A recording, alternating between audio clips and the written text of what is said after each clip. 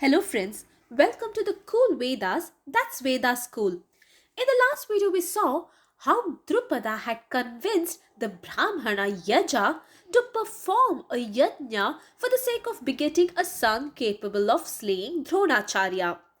Today, let's see what happens in this great yajna performed by Yaja and his brother Upayaja. Now, this story has been mentioned in Chaithraratha Parva in Adi Parva. Let's listen along and find out more about this. Thus, Drupada made all arrangements for the great yajna just as Upayaja had asked him to. And when everything was complete, Yaja, after pouring ghee unto the Yagagni, commanded Drupada's queen, saying, "Come here, O queen, O daughter-in-law of Prashata. A son and a daughter have arrived for you." Hearing this, the queen of Drupada said, "O Brahmana, my mouth is yet filled with saffron and other perfumed things. My body also bears many sweet scents. I am hardly fit for accepting the purified ghee which would give me an offspring. Wait for me a little, O Yaja. Wait for that happy union." The Brahmana Yaja, however, hearing this, replied, "O lady, whether you come or wait, why should the result of this yajna wait when the God's offering has already done by me and it has been purified by Upayaja's invocations too? Then why wait?" Having said these, Yaja poured the purified ghee on the Yagagni, whereupon rose from those flames a child resembling a celestial deva, who, possessing the radiant splendor of fire, was terrible to behold. With a crown on his head and his body encased in excellent armor, sword in hand, and bearing a bow and arrows, he sent forth loud roars. And immediately after his birth, he got into an excellent chariot and went about in it for some time.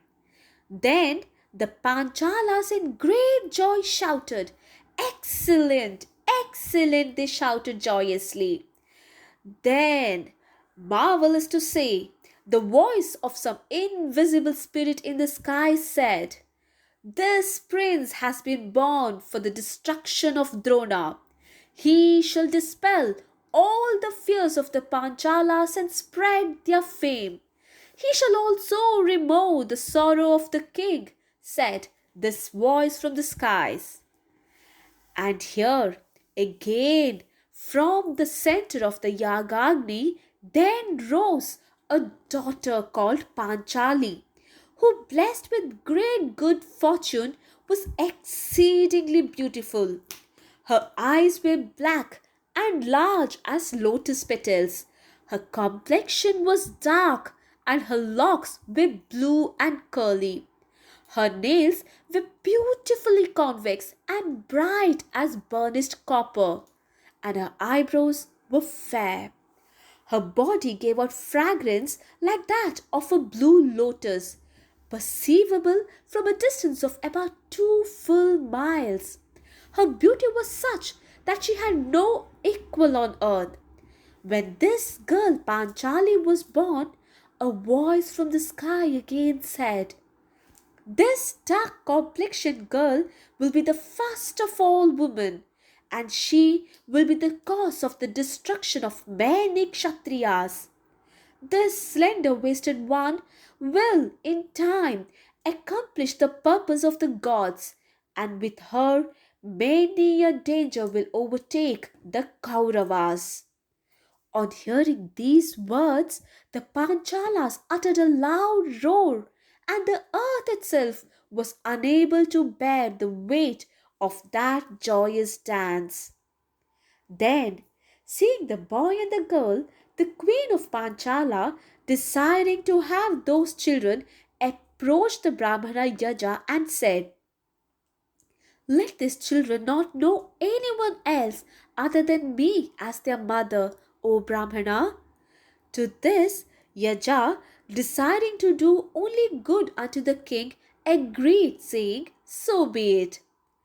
Then the Brahmanas present there, fully gratified with their expectations having met, decided to name those children. They said, "Let this son of King Drupada be called Drishtadyumna because of his excessive boldness and also because of his being born like Dyumna with a natural mail and weapon." And they continued saying, "Because this daughter is so dark in complexion, she shall be called Krishna, the dark." And thus the Brahmanas named the daughter and son of Drupada. Thus were born those twins at the great sacrifice of Drupada, and the great Dronacharya, bringing the Panchala prince into his own abode, taught him all weapons in return of half the kingdom he had formerly taken from Drupada. The high souled Drona, regarding destiny to be inevitable, did what he thought to be the right thing to do. Now, do you think it was right for Drona to have Drishtadyumna as a student when he actually did not owe anything to Drupada as he had won half his kingdom in a war? Please let me know your thoughts in the comment box below. And about the Pandavas, after listening to the story of the birth of Draupadi, what does the Pandavas have in mind? Let's read along and find out more about this. Please like, share and subscribe our channel for more Mahabharata stories. Don't forget to press the bell icon. Thank you. Namaste.